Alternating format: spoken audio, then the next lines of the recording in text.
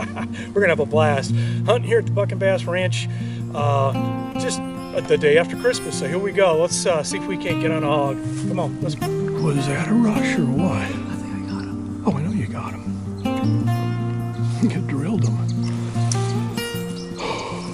Have you seen very many of them like this big one right here so far? A few, yeah. A lot of times people will go shoot those big ones early on before they start fighting. Welcome to A Sportsman's Life. We're so glad you tuned in to join us for another exciting real-world outdoor adventure right here on A Sportsman's Life.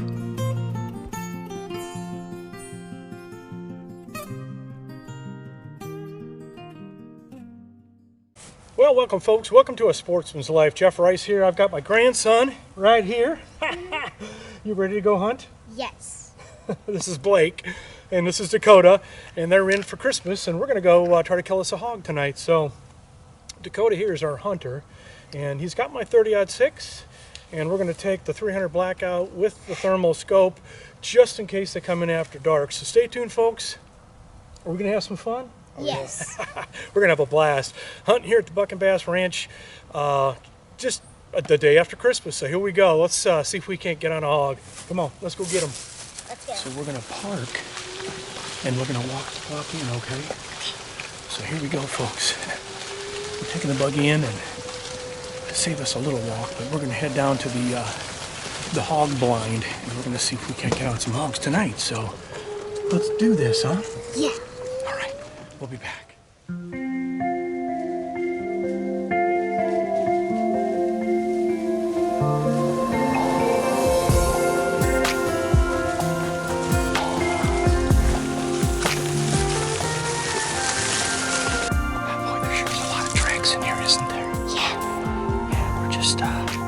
Maybe 100 yards away from our blind.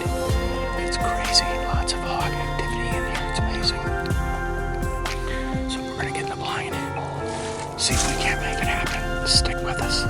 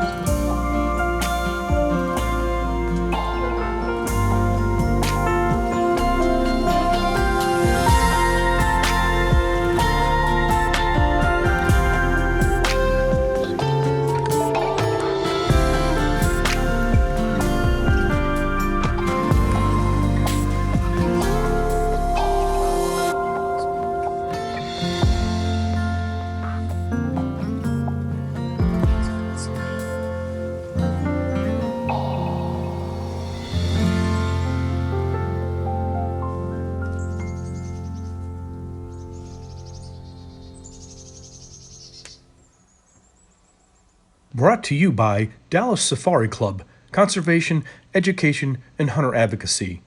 Hornady, accurate, deadly, dependable. Taurus Firearms, maker of the Raging Hunter. Trigicon, brilliant aiming solutions. Shortly after 5 p.m., I realized the feeder we were hunting was malfunctioning, so it was time to move to Plan B. There's a feeder a few hundred yards away that spun out corn, so we decided to walk there and set up for the remainder of the evening. It wasn't long until Dakota spotted a boar and a sow directly behind us. The hunt was on.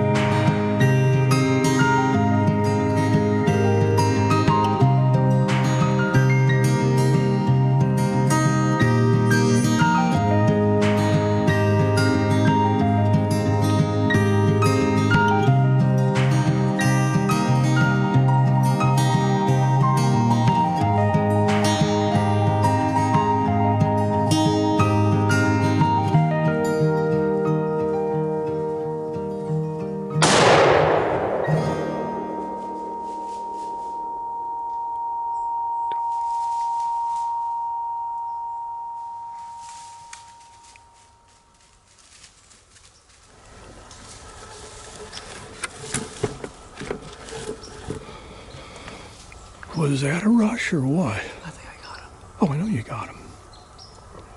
You drilled him. Let's give it a minute here. Come here, come here.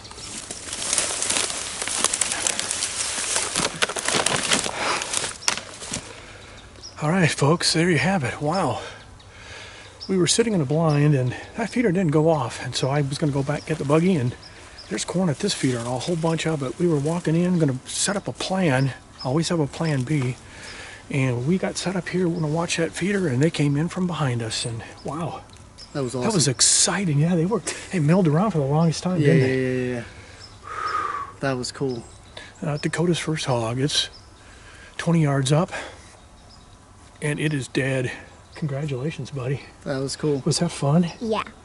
Well, that sun is dropping, and it's going to get cold very, very quickly. So what we're going to do is we're going to walk over and get a little film of the hog, and then we're going to get it back up to camp. So so much fun here in Sportsman. So I thank you guys for joining us, and Merry Christmas to everybody. So, wow. That was awesome.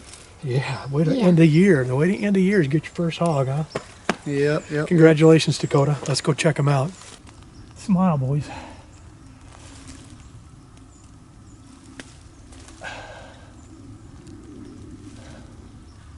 Friends, thank you for joining us here in this segment of A Sportsman's Life. And of course, we got Dakota's hog up to camp last night up here, and it got a little dark, so we weren't able to really get any good film. So we decided to wait till this morning, and this little man here, Blake, is shivering. It got cold last night. It got down to about 20 degrees, so we're all bundled up this morning, and we got to get this hog cut up and get back home to the family. So we want to thank you thank you guys for coming down. What an adventure, huh? Yeah. I mean, Good time. it was crazy. We actually were sitting in the blind, and the feeder didn't go off, so we decided to go to Plan B, right? And Plan B worked out. We were able to set ourselves up into a position where we thought hogs were going to come into the feeder, but they didn't. They came in behind us, and well, Dakota put a good shot on this dude, and whew, what a lot of fun. Well, thank you again, folks, for joining us here on Sportsman's Life. Let's go get you warmed up. You're shivering. Yeah. A Sportsman's Life is also made possible by Air Force Air Guns, AGM Global Vision, H3 Whitetail Solutions, and Pyramid Air.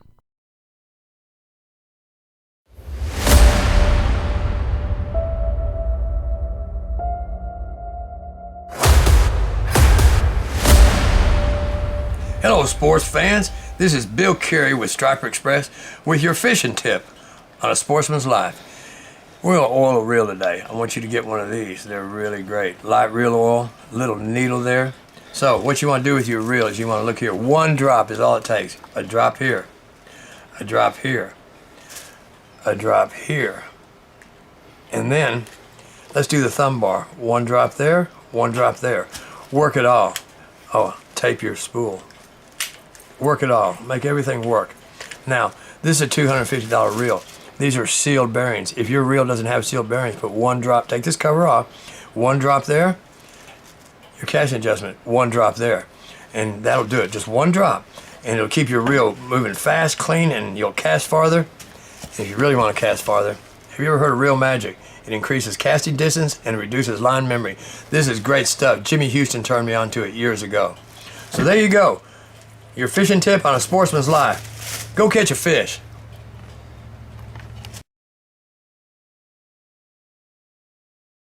Conservation Today is brought to you by Hayden Outdoors Real Estate, the brand that sells the land.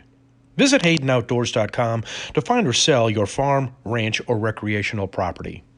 Friends, I'm Luke Clayton with our conservation tip for the day. It's a little bit chilly out here.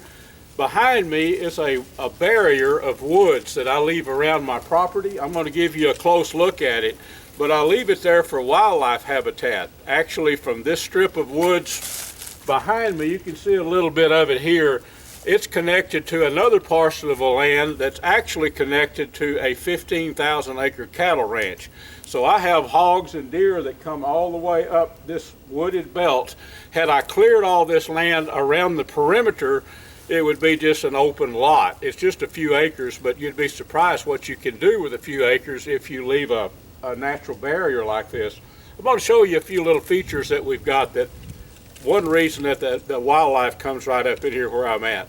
You don't really need to live on a large tract of land to help wildlife. Now, this is a wooded barrier here, folks, that is probably 50, 60 yards wide from the property line back in the woods there. But I've left this strip all the way around the property on two sides. So wildlife can funnel from a big 15,000 acre cattle ranch, stay in cover through another tract of land, and come right up here. And one reason that they do come right up here is this pear tree. I've left this pear tree growing. It's an old tree, but every year it drops a bunch of pears. You'd be surprised the deer and the wild hogs come to feed on that, not to mention the oaks that are back behind us. They all drop acorns, and in the evening it's very common to have a lot of hogs out there and quite a few deer at times. But folks, if you have some land, you don't have to have a lot of land to manage for wildlife. There's a lot of oak trees back behind me, and the hogs have been in here like last night. I can see the rooting. So it's a good way to manage for wildlife. Leave a little habitat around your place. You don't have to have a big ranch. You can just have a few acres and still be a wildlife manager. In the studios of Double Nickel Taxidermy, and hunting season here in Texas are wide open. John, you've been taking in heads now for a little while. What does the season look like so far? It's been really good so far this year. The deer, I think, have had plenty to eat this year. We've been blessed with rains, and as far as quality, looking really good. The numbers are good. Starting to cool off and feel like deer season finally. But Finally is right. But no, it's going really well. Have you seen very many of them like this big one right here so far? A few, yeah. A lot of times people will go shoot those big ones early on before they start fighting and busting their antlers. And so we get a lot of those big, high fence, typically deer that just impressive. Well, it does look like a good year, but it's been a good year for something else too. You have been working on a book for a while. We've talked about it a little bit on my podcast on the DSC's campfires, and now I understand it is ready. Is that right? It is finally. Yes, here it is. We took about 6 months. I had no idea what I was doing or getting into, but now that it's done, it's been really neat to see people's reaction to it and read through it, and it's just been fun to be able to share our experiences here and my experiences and hopefully pass that on to other people interested in taxidermy. Well, I know there's taxidermy information in there, but there's also a few other things in there as well. There is. We tried to cover a little bit of everything. There's some humor in there, some stories that only a taxidermist could tell from over the past decade, kind of how we've gotten to where we're at now. Some advice for people kind of dabbling at different levels of taxidermy. So tried to make it broad and be available for people in all aspects of life, whether you're into taxidermy, you hunt, or you just want to try something new. Well, I'm going to pan around real quick, just kind of show the working area back here. This is not the showroom. We'll show the showroom some other time, but obviously a little bit of everything from Cape Buffalo to African lion to red stag to aoudad sheep to big white-tailed deer and a whole lot of other things in between. John, tell us what's the best way to get a copy of your book? You can get on our website, doublenickeltaxidermy.com. You can come by the studio here. We have copies available. You can find it on Amazon. Just type in Taxidermy Life, John Wilson, and it'll pull it up for you. Okay, but if they want to get a autographed copy, they can do so by going to what website? Our website here is doublenickeltaxidermy.com, all one word, and you can log in there and find it there. And it's Nickle, Yeah, right? That's a long story there on that one. We'll do that one of these days. Yeah. John, thank you so very much. We'll be back with you here for too very long and see what everybody's brought in. Thank you. Folks, thanks so much for joining us. This segment of our show is brought to us by Gearhead Archery, Snaplock Hunting Blinds, Smoking Tex Electric Smokers, TRHP Outdoors, Ultramatic Feeders, and Catfish Pro Catfish Bait and Catfishing Supplies. Make sure and tune in next week. We'll have another exciting show ready to go for you.